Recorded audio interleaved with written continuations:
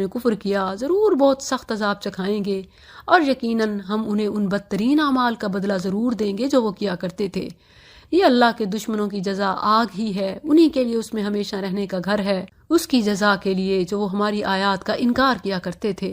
اور وہ لوگ جنہوں نے کفر کیا کہیں گے، اے ہمارے رب، تو ہمیں جنوں اور انسانوں میں سے وہ دونوں دکھا جنہوں نے ہمیں گمراہ کیا، ہم انہیں اپنے قدموں کے نیچے ڈالیں تاکہ وہ سب سے نچلے لوگوں سے ہو جائیں۔ یہاں انہیں جواب بھی نہیں دیا گیا، کیونکہ ایسی چیخ و پکار کا کوئی فائدہ نہیں ہوگا۔ بے شک وہ لوگ جنہوں نے کہا ربنا اللہ، ہمارا رب صرف اللہ ہے، پھر خوب قائم رہے۔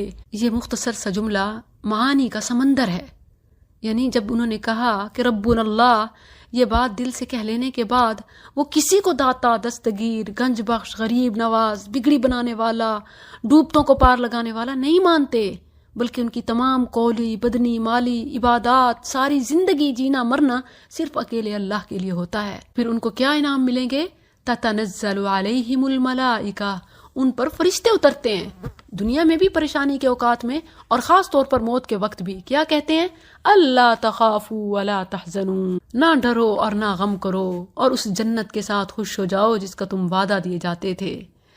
اقبال کہا کرتا تھا، جب میں کہتا ہوں کہ میں مسلمان ہوں تو لرز جاتا ہوں، کیونکہ میں لا الہ کی مشکلات کو جانتا ہوں کہ سب سے توڑنا پڑتا ہے، سب کو چھوڑنا پڑتا ہے، اکیلے اللہ کے آگے جھکنا پڑتا ہے۔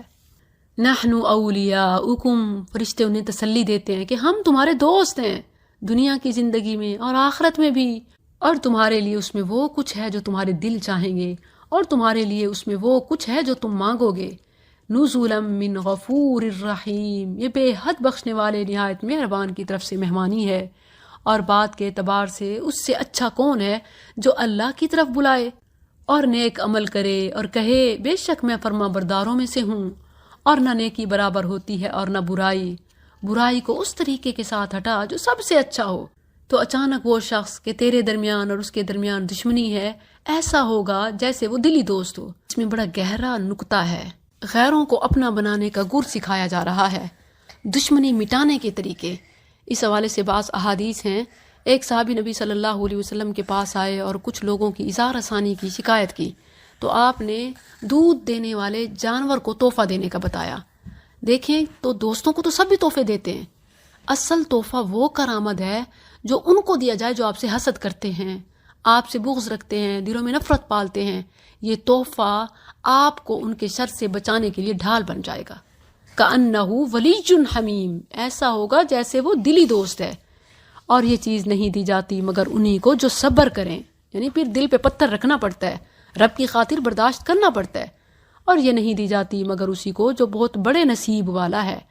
اور اگر کبھی شیطان کی طرف سے کوئی اکساہٹ تجھے ابھاری دے تو اللہ کی پناہ طلب کر، بلا شبہ وہی سب کچھ سننے والا، سب کچھ جاننے والا ہے۔ بہت سارے الفاظ ہیں، صرف اعوذ باللہ من الشیطان الرجیم پڑھ لینا بھی کافی ہے۔ وَمِنْ آیَاتِهِ، اور اسی کی نشانیوں میں سے رات اور دن اور سورج اور چاند ہیں۔ نہ سورج کو سجدہ کرو اور نہ چاند کو، اور اس اللہ کو سجدہ کرو جس نے انہیں پیدا کیا، اگر تم صرف اس کی عبادت کرتے ہو۔ اس سے معلوم ہوا کہ مخلوق کو سجدہ کرنا حرام ہے، سجدہ صرف اللہ کے لیے جس نے یہ سب کچھ پیدا فرمایا۔ پھر اگر وہ تکبر کریں تو وہ فرشتے جو تیرے رب کے پاس ہیں وہ رات اور دن اس کی تسبیح کرتے ہیں، اور وہ نہیں اکتاتے، یعنی نہیں تھکتے۔ اور اس کی نشانیوں میں سے ایک یہ ہے کہ تو زمین کو دبی ہوئی بنجر دیکھتا ہے، پھر جب ہم اس پر پانی اتارتے ہیں تو وہ لہلہاتی ہے اور پھولتی ہے۔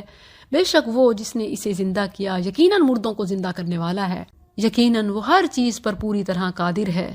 بے شک وہ لوگ جو ہماری آیات کے بارے میں ٹیڑھے چلتے ہیں وہ ہم پر مخفی نہیں رہتے۔ تو کیا وہ شخص جو آگ میں پھینکا جائے بہتر ہے، یا جو امن کی حالت میں قیامت کے دن آئے؟ تم کرو جو چاہو، بے شک وہ اسے جو تم کر رہے ہو خوب دیکھنے والا ہے۔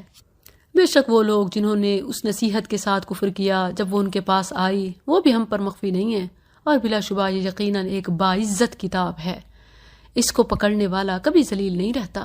اس کے پاس باطل نہ اس کے آگے سے آتا ہے اور نہ اس کے پیچھے سے، ایک کمال حکمت والے تمام خوبیوں والے کی طرف سے اتاری ہوئی ہے۔ تجھے نہیں کہا جائے گا مگر وہی جو ان رسولوں سے کہا گیا جو تجھ سے پہلے تھے، اور بے شک تیرا رب یقیناً بڑی بخشش والا اور بہت دردناک عذاب والا ہے۔ اور اگر ہم اسے اجمی قرآن بنا دیتے یعنی غیر عربی زبان میں ہوتا تو یقیناً وہ کہتے کہ اس کی آیات کھول کر بیان کیوں نہ کی گئی۔ کیا اجمی زبان اور عربی یعنی رسول یعنی عربی رسول بلا کسی اجمی زبان میں تمہیں بتاتا پھر سمجھ آتی؟ کہہ دے یہ ان لوگوں کے لیے جو ایمان لائے ہدایت اور شفا ہے، اور وہ لوگ جو ایمان نہیں لاتے ان کے کانوں میں بوجھ ہے، اور یہ ان کے حق میں اندھا ہونے کا باعث ہے۔ یہ وہ لوگ ہیں جنہیں بہت دور جگہ سے آواز دی جاتی ہے یعنی کسی طرح سمجھ نہیں آتی۔ وَلَقَدْ آتَيْنَا، اور بلا شبہ یقیناً ہم نے موسیٰ کو کتاب دی، تو اس میں اختلاف کیا گیا، اور اگر وہ بات نہ ہوتی جو تیرے رب کی طرف سے پہلے طے ہو چکی تو ان کے درمیان ضرور فیصلہ کر دیا جاتا، اور بلا شبہ وہ اس کے متعلق یقیناً ایسے شک میں ہے جو بے چین رکھنے والا ہے۔ اور یہ بات پروون ہے کہ جب سچائی کا انکار کیا جائے تو وہ اندر ہی اندر چبھتی رہتی ہے۔ من عمل صالحا، جس نے نیک عمل کیا سو اپنے لیے یعنی اسی کا فائدہ ہے، اور جس نے برائی کی سو اسی پر ہوگی، اور تیرا رب اپنے بندوں پر ہرگز کوئی ظلم کرنے والا نہیں۔